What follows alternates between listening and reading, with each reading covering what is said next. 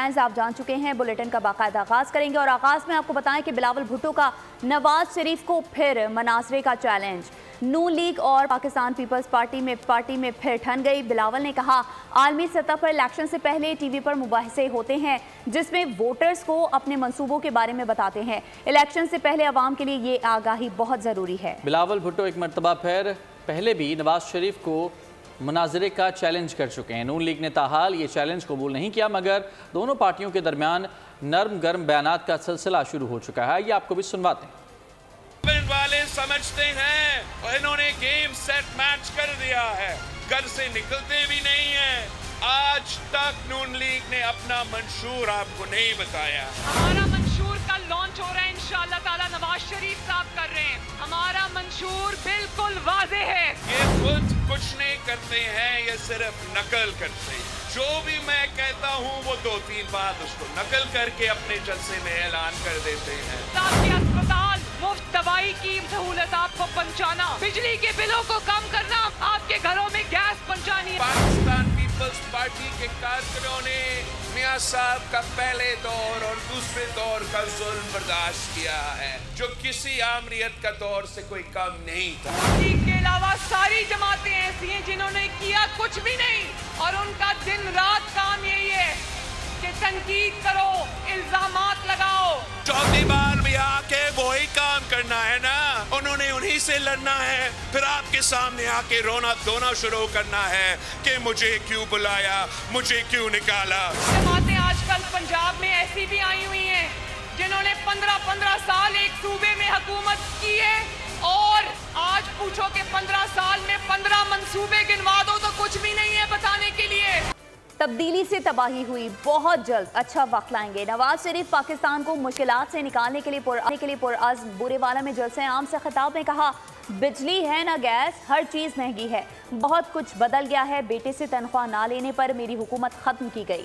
उन्होंने कहा कि पाकिस्तान से बेरोज़गारी ख़त्म हो जानी चाहिए थी। कौम को वह वक्त याद आता है जब रोटी 4 रुपए की मिलती थी, आज रोटी 25 रुपए की है। ये है तब्दीली। लोड शेडिंग हमने ख़त्म कर दी थी, बिजली सस्ती कर दी थी, लेकिन मुल्क का क्या हाल कर दिया है। पूरी मेहनत करेंगे, दोबारा वो अच्छा वक्त वापस लेकर आएंगे इंशाल्लाह। मैं समझता हूँ कि बहुत कुछ बदल गया। अगर बेटे से तनख्वाह ना लेने पर हुकूमत ना खत्म की जाती, आज यहाँ पर कोई शख्स, कोई नौजवान बेरोजगार ना होता। वो वक्त याद आता है मुझे भी और पाकिस्तानी कौम को भी, जब रोटी 4 रुपए में मिलती थी, 4 रुपए में, और आज कितने की मिलती है। ये है तब्दीली। 20 रुपए की रोटी मिलती है या 25 की मिलती है। लोड शेडिंग तो हमने खत्म कर दी थी और बिजली सस्ती कर दी थी। ये पाकिस्तान का क्या हाल कर दिया है। ना बिजली है, ना गैस है, आटा महंगा है, चीनी महंगी है, रोटी महंगी है, घी महंगा है, दालें महंगी है। नवाज शरीफ अल्लाह के फजल करम से वादा करता है कि मुस्लिम लीग नून आएगी तो इंशाल्लाह इस महंगाई को मिटाएगी, इंशाल्लाह बिजली सस्ती करेगी और इंशाल्लाह रोटी की कीमत जो है उसको भी इंशाल्लाह हम सस्ता करेंगे। चीनी की कीमत सस्ती होगी इंशाल्लाह और गैस घर घर मिलेगी इंशाल्लाह। बिजली सस्ती, गैस की घर घर फराहमी, मुफ्त इलाज होगा, नौजवानों को रोजगार भी मिलेगा। मुस्लिम लीग नून के मंशूर के अहम अहदाफ मंजर आम पर आ गए। SIFC से जुड़े तमाम प्रोजेक्ट्स को लेकर चलने का वादा भी किया गया है। मंशूर का उन्वान पाकिस्तान को सच्चे मंशूर से नवाज दो, पाकिस्तान को नवाज दो है। पाकिस्तान मुस्लिम लीग नून के रहनुमा तलाल चौधरी का बिलावल भुट्टो के बयान पर रद्द-ए-अमल आ गया। कहा कि बिलावल बानी PTI 2 बन गया है। बद तहजीबी, बदतमीज़ी की ज़बान PTI की सारी विरासत बिलावल ने अपना ली है। साबित हुआ कि बिलावल के पास सिर्फ गालियों का प्लान है। पंजाब के लोगों की नो लिफ्ट पर बिलावल गालियों पर उतर आया है। सिंध में कुछ ना किया तो आज गालियां ना देनी पड़ती। पाकिस्तान मुस्लिम लीग नून के रहनुमा तलाल चौधरी, जिन्होंने बिलावल भुट्टो के बयान पर रद्द-ए-अमल दिया, कहा कि बिलावल बानी PTI 2 बन चुका है। बदतमीज़ी और बद तहजीबी की सारी हदें पार कर ली हैं। साबित हुआ कि बिलावल के पास सिर्फ गालियों का प्लान है। उन्होंने ये भी कहा कि पंजाब के लोगों की तरफ से लिफ्ट नहीं कराई गई। नून लिफ्ट पर बिलावल अब गालियों पर उतर आए हैं।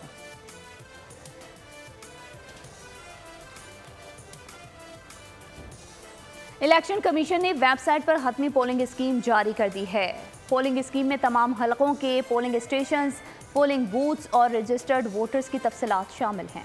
इंतखाबी दंगल सजने में सिर्फ चंद रोज बाकी। इलेक्शन कमीशन ने आम इंतखाबात के लिए हतमी पोलिंग स्कीम जारी कर दी। पोलिंग स्टेशन की तफसीलात और रजिस्टर्ड वोटर्स का डाटा शामिल है। कौमी असम्बली के 266 हलकों की पोलिंग स्कीम जारी की गई है। पंजाब के 141, सिंध के 61, खैबर पख्तूनख्वा के 45, बलोचिस्तान की कौमी असम्बली के 16 हलकों की स्कीम शामिल। इस्लामाबाद के 3 कौमी असम्बली के हलके भी शामिल। मुल्क भर में 92,353 पोलिंग स्टेशन कायम किए जाएंगे। पंजाब में 52,412, सिंध में 19,096 पोलिंग स्टेशन होंगे। खैबर पख्तूनख्वा में 15,747 पोलिंग स्टेशन कायम होंगे। बलूचिस्तान में 5,067 पोलिंग स्टेशन कायम किए जाएंगे। इलेक्शन कमीशन ने हतमी पोलिंग स्कीम रिटर्निंग अफसरान को भी इरसाल कर दी। सुप्रीम कोर्ट ने इलेक्शन लड़ना बुनियादी हक करार दे दिया। मफरूर होने की बुनियाद पर किसी को इलेक्शन लड़ने से रोका नहीं जा सकता।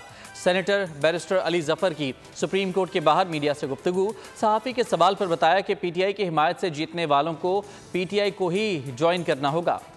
ये अवाम का काम है कि वो फैसला करें कि कौन सा कैंडिडेट उनके लिए सही है और कौन सा नहीं। इसलिए इलेक्शन कमीशन ऑफ पाकिस्तान किसी किस्म की रुकावट नहीं डाल सकता एक शख्स के नॉमिनेशन पेपर्स में, या रिजेक्ट नहीं कर सकता ये कह के कि वो इश्तिहारी है। जिसने अपनी नॉमिनेशन पेपर में लिखा है कि मैं इस पार्टी का, एक ख़ास पार्टी मसलन पीटीआई का मैं कैंडिडेट हूँ, और पीटीआई ने उसको एक्सेप्ट किया है, लेकिन वो सिंबल चूंकि पीटीआई को नहीं मिला, वो अपने ही सिंबल पे लड़ा है इलेक्शन। लेकिन उसने एफिडेविट में भी और नॉमिनेशन पेपर्स में भी ये जाहिर कर दिया है कि मैं पार्टी का नॉमिनी हूँ। ये जो नॉमिनी कैंडिडेट है इसको भी पार्टी का कैंडिडेट समझा जाएगा, बेशक वो पार्टी के सिंबल के बगैर लड़ा है। इसलिए कल को जब इलेक्शन होगा तो वो पार्टी का ही कैंडिडेट समझा जाएगा और पार्टी का ही मेंबर समझा जाएगा। तो उधर पीटीआई सेनेटर सैफुल्लाह अबड़ो के बिलावल भुट्टो के हक में इलेक्शन से दस्तबरदारी के ऐलान पर पीटीआई का एक्शन। पाकिस्तान तहरीक इंसाफ ने सेनेटर सैफुल्लाह अबड़ो को शो कॉज नोटिस जारी कर दिया। Show cause notice party discipline के खिलाफ वर्जी पर जारी किया गया। सेक्रेटरी जनरल पीटीआई ने सैफुल्लाह अबड़ो से 3 दिन में वजाहत मांग ली।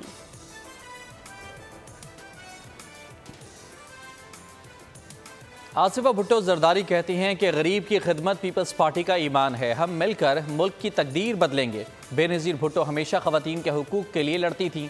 बेनज़ीर इनकम सपोर्ट प्रोग्राम के ज़रिए ख़वातीन को खुद मुख्तार बनाया गया। कराची में खिताब करते हुए आसिफा भुट्टो ने मज़ीद कहा कि हम आपको मुफ्त सेहत और 300 यूनिट मुफ्त बिजली देंगे। पाकिस्तान पीपल्स पार्टी गरीब, मजलूम और जरूरतमंद का तहफ़्फ़ुज़ को ईमान मानती है। हम मिलकर पाकिस्तान की तकदीर बदल सकते हैं। शहीद मोहतरमा बेनज़ीर भुट्टो हमेशा औरतों की हक के लिए लड़ती थी। या आपको खुद मुख्तारी के लिए फर्स्ट वुमेन्स बैंक PISP की कार्ड से गरीब तरीन औरतों को माली मदद पहुंचाए। चाहे आप गरीब हो या अमीर, आप शहर में हो या गांव में, हर किसी को मुफ्त इलाज मिलना चाहिए। हम आपको 300 यूनिट मुफ्त बिजली देंगे। 8 फरवरी को तीर पर मोहर लगाकर पाकिस्तान पीपल्स पार्टी के वोट दे, ताकि बिलावल भुट्टो जरदारी आपके लिए बोले, आपके लिए काम करे, आपके लिए लड़े। तो दूसरी जानिब आपको बताएं, इस्तेहकाम पाकिस्तान पार्टी के सरबराह जहांगीर तरीन कहते हैं नवाज शरीफ के साथ मिलकर मुल्क की मईशत को बेहतर करेंगे। 8 फरवरी का दिन हमारे लिए खुशखबरी का दिन होगा। अवामी मसाइल हल करने की पूरी कोशिश करूंगा, लोगों को रोजगार के मौके फराहम करूंगा।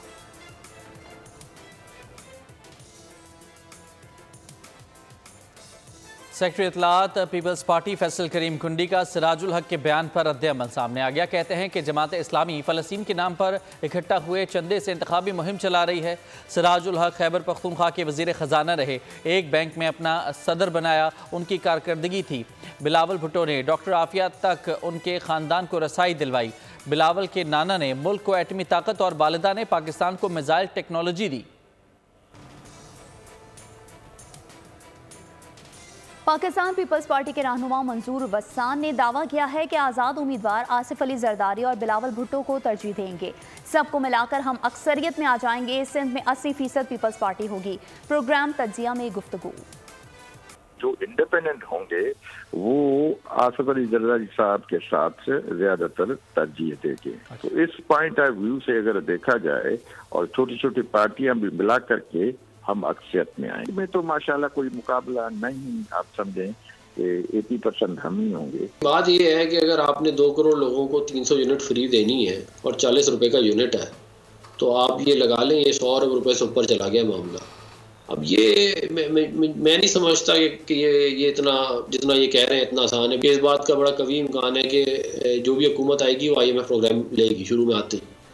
तो ये वो ऑलरेडी IMF आपको कह रहा है कि आप सब्सिडीज विड्रॉ करें, आप मजीद उसके अंदर और सब्सिडीज डालेंगे।